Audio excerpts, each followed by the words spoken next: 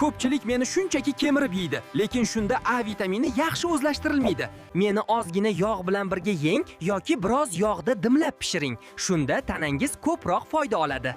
Banan kaliy va B6 vitamini bilan boy. Tolasi oshqozonni tinchlantiradi va energiya beradi. Yong'oq bilan yesangiz to'qlik uzoqroq saqlanadi. Meni darrov muzlatgichga yashirmang. Sovuq joyda men yaxshi pishmayman. Meni oddiy xona haroratida stol ustida qoldiring. Shunda men yanada mazali va foydali bo'laman. Siz meni faqat suvdan iborat deb o'ylaysizmi aslida? Men tanani mukammal darajada namlayman va stress gormonlarini kamaytirishga yordam beradigan moddalarga egaman. Men shunchaki shirin meva emasman. Fermentlarim oqsilli ovqatni hazm qilishga yordam beradi. To'yimli ovqatdan keyin bir bo'lak meni yeng, oshqozoningiz yengil bo'ladi.